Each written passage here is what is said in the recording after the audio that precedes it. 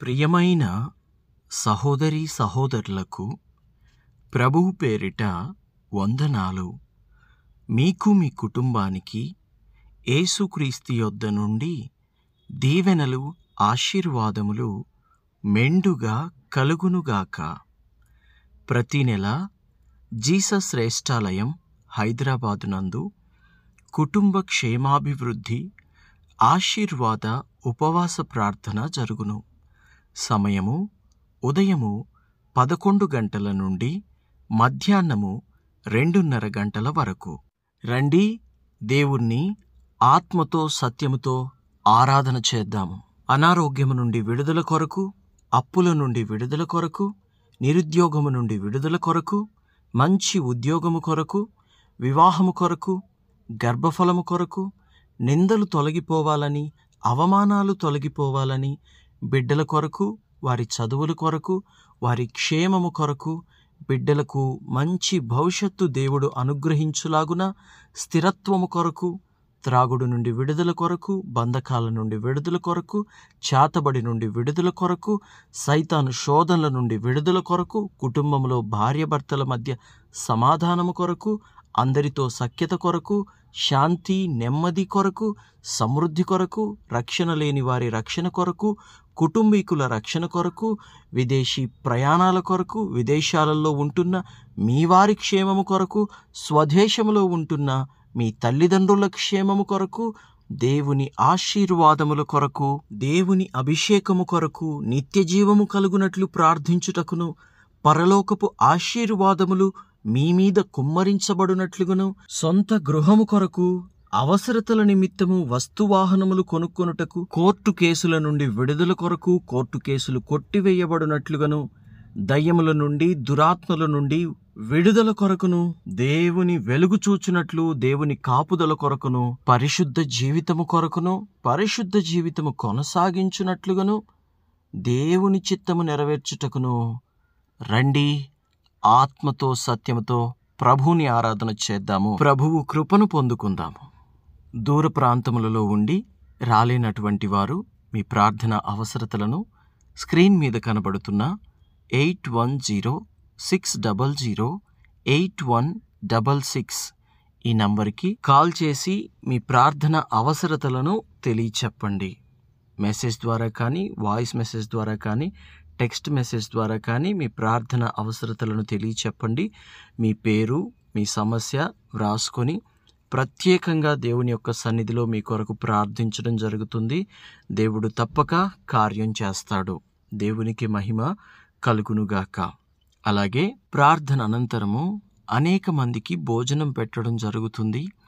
దేవుని యొక్క పరిచర్యలో మీ వంతుగా మీ కుటుంబం తరపున మీరు కూడా చేయివేయాలని ఆశపడినట్లయితే ఫోన్పే, గూగుల్ పే, పేటిఎం ద్వారా మీ కానుకను పంపి దేవుని యొక్క పరిచర్యలో మీరును చేయివేయండి. తద్వారా అది మీకు ఎంతో ఆశీర్వాదము, దీవెనకరముగా ఉంటుంది.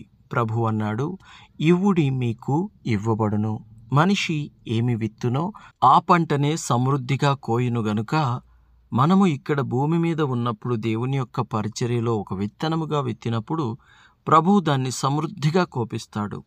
ఇహమందు పరమందు ప్రభువు ఆశీర్వాదాలు మీ మీద మెండుగా ఉంటాయి. దేవుడు మిమ్మును దీవించునుగాక. దేవుడు మీతో గొప్ప పంట కోయించునుగాక. మత్తయి సువార్త 7వ అధ్యాయము 7వ వచనము. అడుగుడి మీకియ్యబడును, వెతకుడి మీకు దొరుకును, తట్టుడి మీకు తీయబడును. Ask and it shall be given you, seek and ye shall find, knock and it shall be opened unto you. దేవునికి మహిమ కలుగునుగాక. 3 పనులు చేయమని ప్రభు ఇక్కడ మనతో మాట్లాడుతున్నాడు. ఈ 3 పనులు చేస్తే పని జరుగుతుందని దేవుడు ఇక్కడ ఈరోజు నీకు వాగ్దానం చేస్తున్నాడు. ఏమిటి ఆ మొదటి పని? ఏమిటి అంటే అడగడం. జీవితంలో మనము పరిశుద్ధంగా, పవిత్రంగా, ఆత్మను కలిగి నడుచుకోవాలి. మనం ఇలా మంచి మార్గంలో నడుచుకోవాలంటే మనతో సరిపోదు, మన శక్తి సరిపోదు. దానికి దేవుని శక్తి కావాలి. దానికి వాక్యం కావాలి. వాక్యము, దేవుని శక్తి, పరిశుద్ధాత్మ నింపుదల కావాలి. దేవుని ఆత్మను అడగండి. దేవుడు తప్పక దయచేస్తాడు. అంతేకాదు, దేవుని ఆత్మ పొందుకున్న తర్వాత ఈ లోకంలో ఇంకా వాక్యపు జ్ఞానం కూడా నాకు కావాలయ్యా, వాక్యంతో నా హృదయాన్ని నింపు ప్రభు అని కూడా ప్రభువుని మనం అడగాలి. ఇంకా ఈ లోకంలో వచ్చే ప్రతి సాతాను శోధన జయించడానికి కూడా ప్రభువుని మనము అడగాలి. మన అవసరతలు, అక్కరలు, ఆహారము, వస్త్రములు, నిత్య జీవము, వీటి కొరకు కూడా మనము అడగాలి. దేవునికి స్తోత్రం. ఏదైనా సరే ప్రభువుని అడగాలి. ప్రభువుని అడిగిన తర్వాత ప్రభు అవన్నీ ఇస్తాడు. దేవుడు ఇచ్చే సమాధానం చాలా త్వరితముగా ఉంటుంది. ఎందుకంటే దేవుడు నువ్వు అడిగే మంచి విషయాలను బట్టి నీకు సమాధానం ఇస్తాడు. దేవునికి స్తోత్రం.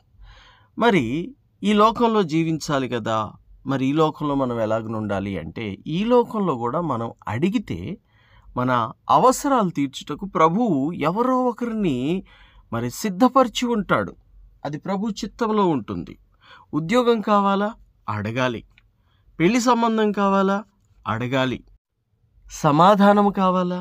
సఖ్యత కావాలా? ఐక్యత కావాలా? ఇల్లు కావాలా? పొలము కావాలా? స్థలము కావాలా? ఉద్యోగం కావాలా? వ్యాపారములో లాభము, కుటుంబంలో సఖ్యత, సమాధానం, ఏదైనా సరే. నేను కొన్ని మాటలు చెప్తున్నాను కానీ మీకు జీవితంలో ఏది కావాలన్నా అడగడం నేర్చుకోండి. అయితే అడగమన్నారు కదా అని ఎవరిని పడితే వారిని అడిగితే పనులు అవుతాయా? ఎవరిని అడగాలో వారినే అడగాలి. నీకు పరిశుద్ధాత్మ కావాలి, అది ఎవ్వరు ఇవ్వలేరు. అది ఇవ్వగలిగేది ఎవరు? దేవుడు. కాబట్టి పరిశుద్ధాత్మ కావాలని దేవుణ్ణి అడగాలి. మరి నీ అవసరతలు, అక్కర్లు కూడా దేవుడే తీరుస్తాడు. అయితే మొట్టమొదటిగా నువ్వు దేవునికి ప్రార్థన చేసి నీ అవసరత, అక్కర ఏమిటో చెప్పి తర్వాత ఈ లోకంలో కూడా మనం ప్రయత్నం చేయాలి. ఉద్యోగం కావాలంటే నువ్వు ఇంట్లో కూర్చొని చేతులు ముడుచుకొని ఉంటే ఉద్యోగం వచ్చేస్తుందా? బయటికి వెళ్ళి అడగాలి. వ్యాపారం ఎలా చేయాలి నేర్చుకోవాలి. దాని గురించి నాకు అనుభవం కావాలంటే ఇంట్లో ఉంటే వచ్చేస్తుందా? దాని గురించి కూడా అడగాలి, తెలుసుకోవాలి. మంచి సంబంధం కావాలి అని అంటే నువ్వు ఇంట్లో కూర్చుంటే నీకు వచ్చేస్తుందా? దానికి సంబంధించిన మరి సైట్స్ని కానీ, లేదా మనుషులను కానీ, పెద్దవారిని కానీ, బంధువుల్ని కానీ, స్నేహితుల్ని కానీ, ఇలా ఎవరినైనా అడిగినప్పుడు సరైన సంబంధం రావడం జరుగుతుంది. నేను కొన్ని విషయాలు చెప్తున్నాను, ఇంకా చాలా విషయాలు ఉంటాయి. ఏ విషయమైనా సరే, ఒక్క మాటలో చెప్పాలంటే ఏ విషయమైనా సరే ఈ 3 పనులు తప్పకుండా మనం చేయాలి. 1 అడగటం, 2 వెతకడం, 3 తట్టడం. తడుతూనే ఉండాలి. తట్టినప్పుడు ఖచ్చితంగా కార్యము జరుగుతుంది. దేవునికి స్తోత్రం. ఎందుకంటే ఇది నీ నోటి మాటో నా నోటి మాటో కాదు, ఎవరో పెద్ద మనిషి జ్ఞాని సృష్టించింది కాదు. ఇది పరిశుద్ధాత్మ దేవుని వాగ్దానము. దేవునికి మహిమ కలుగునుగాక. భూమి ఆకాశము గతించినా గతించును గాని ఆయన నోట నుండి వచ్చే ఒక్క మాటైనను, ఒక్క పొల్లైనను, ఒక్క సున్నైనను తప్పిపోదని పరిశుద్ధ గ్రంథంలో రాయబడి ఉంది. ప్రభువైన యేసుక్రీస్తు కూడా మరి చెప్పారు. దేవునికి మహిమ కలుగునుగాక. కాబట్టి దేవుని బిడ్డలారా, వాక్యాన్ని ఆధారం చేసుకోండి. మీరు ఇప్పుడు ఏ ప్రయత్నం అయితే చేయాలనుకుంటున్నారో, అడగడము, వెతకడము, తట్టడము, ఈ ప్రయత్నం చేసేటప్పుడు దేవుడి వాక్యాన్ని దేవునికి ఎత్తిపట్టి ప్రార్థన చేయండి. అప్పుడు దేవుడు కార్యం ఇంకా సులువుగా జరిగేటట్లుగా చేస్తాడు. దేవునికి మహిమ కలుగునుగాక. మీలో ఏదైనా అవసరత, అక్కర ఉంటే ఈ ప్రార్థనలు ఏకీవించండి. తప్పకుండా మీ కొరకు ప్రార్థన చేసినప్పుడు దేవుడు కార్యం చేస్తాడు. ప్రార్థన. తండ్రి, మీకు వందనాలు దేవా, మీకు స్తుతులు స్తోత్రాలు. అయ్యా, ఈ బిడ్డలకు ఏం అవసరం ఉన్నదో, ఏ అక్కర ఉన్నదో వారికి దయచేయండి ప్రభువా. వారికి ఇవ్వండి తండ్రి. వారి అవసరం తీర్చండి. వారి అక్కర్లలో వారికి తోడుగా ఉండండి తండ్రి దేవా. నీ బిడ్డలకు ఈ వాక్యం వింటున్న వారిలో చాలామందికి కొన్ని కావలసి ఉన్నవని ఆయన దాని కొరకు ఎంతో ప్రార్థిస్తున్నారు, ఎంతో ఎదురు చూస్తున్నారు, ఎంతో అడుగుతున్నారు ప్రభువా. తండ్రి, నీ బిడ్డలు అడుగుచున్నవన్నీ తప్పక దయచేయండి. యేసు నామములో మీకు మీరు అడుగుచున్నవన్నీ దయచేయబడునుగాక. మీరు అడుగుచున్నవన్నీ మీరు పొందుకుందురుగాక. దేవుడు నిశ్చయముగా మీకు అనుగ్రహించునుగాక. తండ్రి, తప్పక ఈ బిడ్డలందరికీ సహాయం చేసి ఆశీర్వదించి దీవించండి. అలాగే నాయన, ప్రార్థన కొరకు ఎవరైతే వారి ప్రార్థన అవసరతలను తెలియజేస్తున్నారో ఆ ప్రతి ప్రార్థనకి మీరే జవాబు ఇవ్వండి. ఇంకా ఎవరైతే మంచి మనసుతో 10 మందికి భోజనం పెట్టే విషయంలో తండ్రి ఒక కానుక పంపి సహకరిస్తూ, అలాగే ప్రభా పరలోకపు ఆశీర్వాదాలతో నింపబడాలని అనుకుంటున్నారో వారిని పరలోకపు ఆశీర్వాదాలతో, పరలోకపు దీవెనలతో నింపండి తండ్రి. వారిని, వారి కుటుంబాలని ప్రభా పరలోకపు ఆశీర్వాదాలతో నింపమని, ఈ వాక్యమైన ప్రతి బిడ్డని, ప్రార్థనలో విశ్వాసం ఏకీపించిన ప్రతి ఒక్కరిని, సహకరించుచున్న వారిని 30 60 100 ఫలింపు చేయమని యేసు నామములో ప్రార్థించుచున్నాము తండ్రి. ఆమేన్, ఆమేన్, ఆమేన్.